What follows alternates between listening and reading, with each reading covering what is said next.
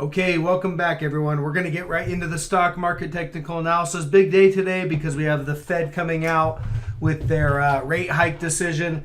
So we'll talk about that. We'll look at the broad market charts, maybe some individual trade ideas, and then I'll wrap up. So guys, if you're finding value in the content, please leave me a thumbs up in the video. I do appreciate that. If you're interested in learning this as a skill set and you want to learn how to use the charts to your advantage to find high probability trade setups, then take my technical analysis course, link in the description below. Finally, private member group. All right, the last couple days I haven't put out a public video on the YouTube channel, but I have been in there in the private member group giving trade ideas and trade setups and been communicating with that member group. So if you're interested in that, $5 a month, link in the description below on that one as well.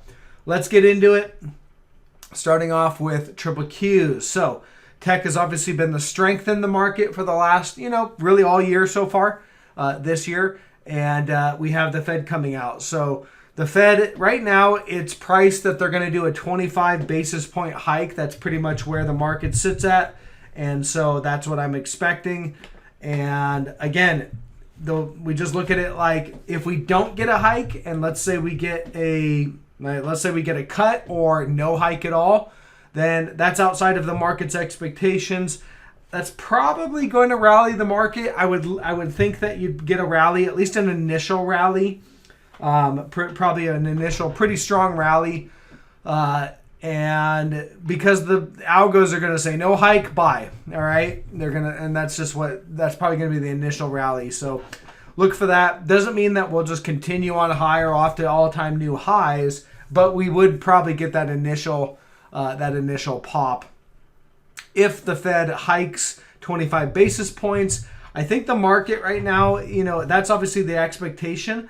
So they'll just lean on what he says in the press conference and try to pick and choose a direction. The charts are set up bearish, all right? So on the hourly chart here, you'll see that the negative divergence that we just put in right there. Now, yes, we could pop up and put in a new divergent high. That's completely possible, but that high would likely get sold into. So if you see that, you're likely, that's likely going to be a pretty quick move. And then ultimately it should do that, all right, and continue to break down. Now, if we don't get a new high, we already have the negative divergence. We already had the false breakout above this range. This is the hourly chart. You can see this was former resistance right in here. They kind of popped it above it just ahead of the Fed. Looked very suspect. I explained that. And sure enough, boom, broke back down. Now we have this trend line that this is what they're kind of holding on to right now. When I say they, I mean the bulls, people that are interested in buying at support. And that's the trend line. So, watch for a break of that trend line. You've got 1, 2, 3, and now we have a fourth reaction there on this hourly chart.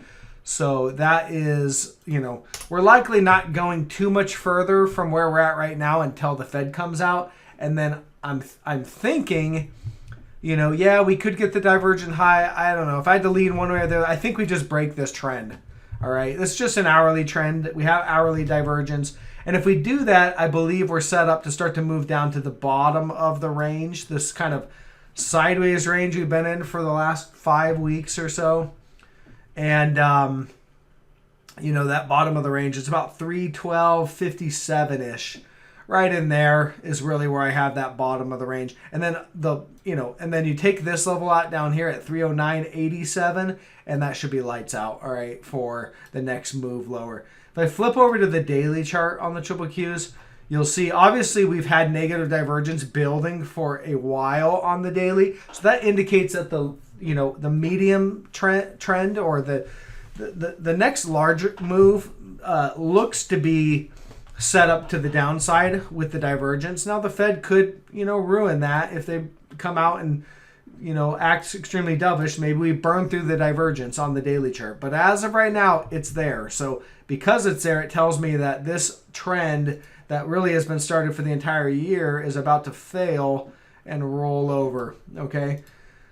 So first things first, you look at the hourly, we start breaking support levels on the hourly. Then the daily will start to come into play and we'll start looking for that, continuation of that longer term downtrend, which the charts tell me is right around the corner. Okay, so that's what I see there. And just a real quick look, here's the futures, NASDAQ futures. Again, on the daily chart, you have that negative divergence. We've got this daily uptrend line to watch. So I've got 1, 2, and then there's 3. So 3 data points. So I think that's probably where we're heading today, down to this trend line, somewhere right here. Good size move, or could be a decent size move to the downside. If we get down there today after the Fed, it's a drop of about 1 to 2%, 1.9% to the downside just to hit that trend line. And then Apple's out tomorrow. So, we could still hold this trend. There's completely possible. Here's the way it looks like it's going to play out. I think after the Fed, and this is micro call, so it could be completely off. It's pretty hard to call the exact move, but given how the charts are set up with the divergences on the hourly, things like that, I think we sell down today, down to this trend line. Okay, and then Apple comes out. They're probably going to knock it out of the park. They know how to rig up their numbers in order to beat the expectations. It's pretty much just a math game for them, and they have the money to do it. They can announce buybacks, all that. So Apple comes out, and I think you get a rally off of Apple, some sort of a bounce, and then we probably close the week this week. I think probably just somewhere still within this sideways range that we've been in. Maybe up around 1312 or 13200 or something like that on the futures. And then next week we'll figure out if we're gonna break down this trend line. So bigger picture, we need to see this trend line go in order for that next leg down in the bear market thesis to start to show itself. Until then, we've got to get through 2 days of probably some decent volatility. So that's it on the futures. And then the SPY real quick here, you'll see on the SPY, again, negative divergence on the daily, that's there. And then if you just roll it down into kind of the shorter time frame, you also have negative divergence right there. This little pop up here this week was a divergent high. And it shows cleanly on the hourly chart there. Right there, basically. You can see it, divergent high. So negative divergence on the daily, negative divergence on the hourly, kind of set up for that move lower. So watch the hourly first, then we watch the daily. On this one, you probably can't really make a clean trend line. Maybe I have something like this where we have a trend line that broke, they recovered it. I just can't really make that clean of a trend line.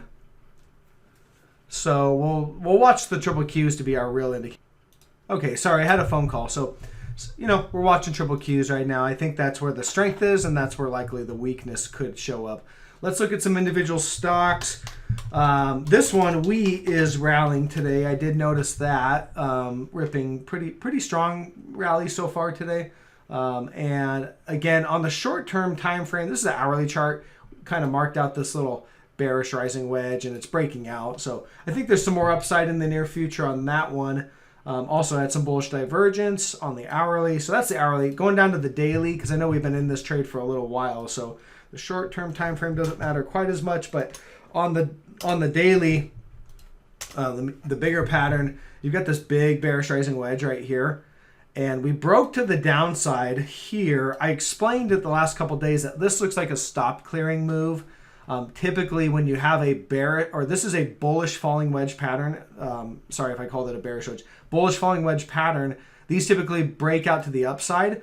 But sometimes what you'll see in the very beginning of it is you'll see the break to the downside, and they'll clear out all the stops, big kind of false breakdown, and then a big recovery, and off to the races we go. So that's what I'm anticipating right now. Again, huge bullish divergence on the momentum indicators that remains. That's been building for a while. You have this big bullish pattern, so it's kind of it's pretty clear, kind of clear as day that this is a bullish setup. So it makes sense that they, market makers and powers that be break it to the downside, run everybody out, run all the stops, and then they flip and ramp this thing higher. So I still like it. I think we've started that move higher now, given this candle. We'll see how we close the day, of course, with the Fed, and maybe that will change things by the end of the day. But as of right now, if we can get a candle that holds around here, then I think we've started that move to the upside in wheat. And I'm looking for, probably a move back up to these highs. Minimum, I would say we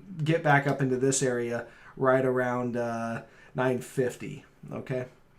Okay, SOXX semiconductors. Again, on the daily chart, the bigger picture is you've got big negative divergence. I've been talking about this for weeks now. We have an uptrend line here that we were watching. We broke trend, and since you broke trend, you did one little back test, and we're starting that downtrend. So look at that. You break trend, you roll over, you kind of hit the first level of support. Okay, when we hit that level right here, we were down in this area, and I told everyone, at least in the private member group, I was covering my SOX or SMH short trade, my semiconductor short trade, for a potential bounce. We did get the bounce right into resistance, re-shorted it just the other day, and I'm holding this one right now. So far that's working out. And again, we've started a downtrend. I believe the downtrend continues, okay? So we're going to likely head back down to about 398, maybe another bounce, maybe not, and then ultimately run down to the 200-day moving average for our next level of support. Should get a reaction there. So I like that for more downside, and that goes for NVDA. NVDA down so far this morning. The big thing about NVIDIA, I have to go down to the hourly chart to show it kind of in the near term, but look, you have this, we had this kind of sideways trading range. Look, you got resistance, resistance, resistance. They broke it to the upside. Of course they did it ahead of the Fed and everything, and I said, look, this just looks like a false breakout. It's a divergent high. It's likely going to roll over, and sure enough, we hit that big level of resistance, about 289, and boom, back within the range. All right, there's the range. We're back down there. So false breakout just the other day, and we are likely heading to the bottom of the range. I'm probably going to break to the downside now. Okay, so NVIDIA is set up, I believe, to move down to about 262.50-ish. You'll likely get a little bounce there, but then ultimately I think we're going to break. And I think we're breaking because it comes down to the larger time frame, the daily chart. Big negative divergence on NVIDIA, bearish rising wedge pattern.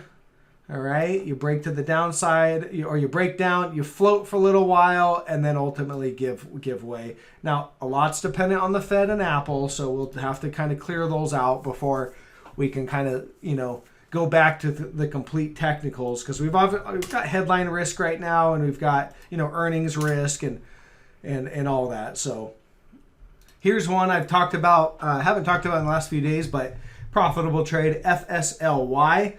Again, you have a uptrend line there to watch, negative divergence. We broke trend, so your sell signal came back here. So it's not a short here and now, but it's just been selling ever since. So again, I got some support right here at about 1328. And we also have, earnings. We have earnings coming up after the bell as well. And we're kind of at support here. So could go either way. It's really tricky to say. It is at that decent support zone, though. You'll see here on the daily, you do have some decent support. So probably going to take this one off and cover it ahead of earnings. There's no point in just going into earnings with the risk. But again, if you want to take the gamble, they could gap down huge. Maybe gap down to the 200-day moving average. That's completely possible. Or they might knock it out of the park and it rallies. It's kind of a crapshoot. So I entered the trade back when we had that sell signal, and again, that one from basically the breakdown is profitable by almost 14%. So I'm going to take my money and run on that one. Gold, here's gold miners, and again, I talked about support right here, 33.38 in the live session on Saturday. Someone asked me what I thought about gold. I said, look, it's at support, so I don't want to short it here until that breaks. I'd rather be a buyer there. And again, that was our former reaction high. And we had another reaction right back here, gap down, several reactions on that level. And again, we were sitting right there on that support shelf. So rallied pretty strong yesterday. Today's going to really determine more of where gold's likely going to go in the near future, or at least the next couple days. Give it a couple days. It's not exactly right what the Fed says, but we should have a kind of a tell on what gold's going to do in the near future. So we'll just clear this headline risk out and then figure out gold in the future. Big move down in Starbucks today. Again, it was based on earnings. I didn't have any, we didn't have any indication to sell it quite to short it before earnings. You have negative divergence now. You can see it's right there on the daily, but it's not there on the RSI. It's only on the PPO. And we had no break of trend or any sell signal ahead of earnings. So this was kind of just a gamble. It could have gone either way. It did go down, broke down. It's at support now, which looks about 105.10. So it's probably it for the down move, at least for today. But this is all, based on the earnings and whatever, what the Fed says is going to play into this as well. If the market wants to start selling down hard, this might just continue lower. Not a trade I'm taking because it's already, it gapped down. It just didn't give you really an objective short entry. So we'll look for other opportunities. And then this one, FSLR, again, look, no shorting opportunities really. It's just, you had this uptrend here, big negative divergence, broke down on earnings, gap down, and just selling. It's never let any, it hasn't given you an objective short entry unless you were short up here. There's no entry here. So if we get a rally into resistance, that's your, it's sell the rip for sure. This thing should continue lower, but unless they give you some sort of a rally, then there's no entry. So, okay, that's all I have for today. I'm going to get the video out, and then we'll see how things go after the Fed minutes and the meeting. And again, we want to make sure, a lot of the time, I just kind of don't do much trading on these kinds of days unless I can jump on some sort of a momentum trade with like a gold trade or something like that, because it's all based on rates. But a lot of the time, I kind of just watch things and let things kind of play out. So that's what I've got. So I'll catch you guys on the next one. Thanks. Bye.